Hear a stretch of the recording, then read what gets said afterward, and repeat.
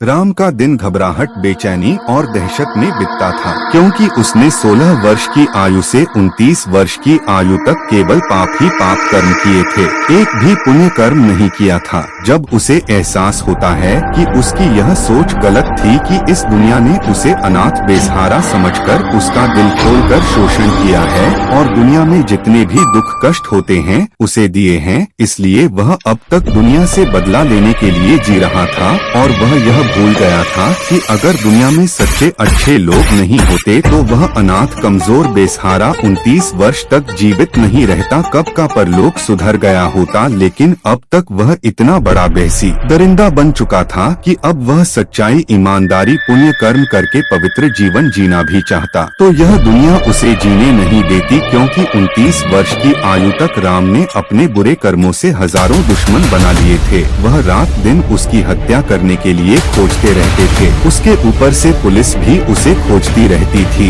राम दीन में घबराहट, बेचैनी, डर, दहशत में जीता था, लेकिन सूर्यास्त होते ही उसका सारा डर, घबराहट, बेचैनी गायब हो जाती थी। रात होने के बाद राम को धरती का ही नहीं स्वर्ग का भी सुख मिल जाता था, क्योंकि राम जिस जंगल में छिपकर अपना जीवन जी रहा था वहाँ रात को अद्भुत सुंदरी की आत्मा घूमती थी। उस सुंदरी ने राम को बताया था कि वह परी है और जब तक पूरी रात वह उसके साथ रहेगा उसका कोई बाल भी बांका नहीं कर सकता। उसे जो भी भोजन, वस्त्र, धरती, स्वर्ग का सुख चाहिए वह उसे देगी। इसलिए राम पता लगाने की बिल्कुल भी यह कोशिश नहीं करता है कि वह परी है या भयानक डरावनी चुड़ैल पिशाचिनी, बस वह तो पूरे दिन उसे अद्भुत सुंदरी के ख्यालों में खोया रहता था और सूर्यास्त होने पर वह इंतजार करता कि वह सुंदरी उससे कब मिलेगी। 2 वर्ष में पहली बार जब वह परी सूर्यास्त होने के बाद राम से मिलने नहीं आती है तो वह बेचैन होकर परी परी चिल्लाकर जंगल में उस परी जैसी खूबसूरत युवती को ढूंढना शुरू कर देता है।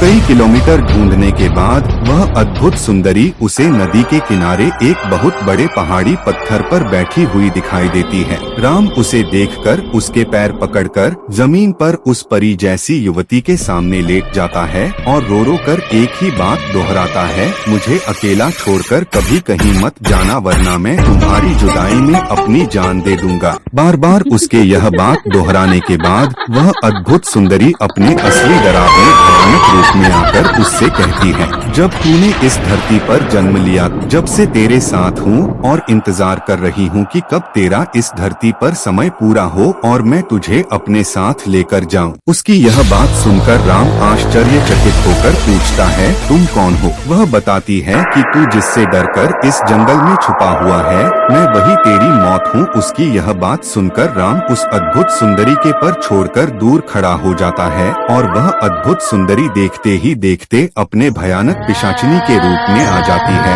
और वह राम से कहती है कि मैं आज तुझे अपने साथ लेकर जाऊंगी। मौत से पहले राम को अपने बुरे कर्मों पर बहुत अफसोस होता है कि मैं अच्छा कर्म करता तो इंसानों की बस्ती में शांति, सुकून, इज्जत से अपना जीवन जीता, इस चुड़ैल के प्रेम जाल में फंसकर अपनी जान तो नहीं गंवाता। और कुछ ही पलों में वह पिशाचिनी राम का सीना फाड़कर उसके सारे शरीर का लहू पी जाती है और राम के आधे शरीर को मछलियों के खाने के लिए नदी में फेंक देती है और आधे शरीर को गिद्ध, कौवे के खाने के लिए वहीं जमीन पर छोड़ देती है। तो वीडियो अच्छी लगी हो तो लाइक कर देना और बेल आइकन दबाकर वीडियो को शेयर करना मत भूलना।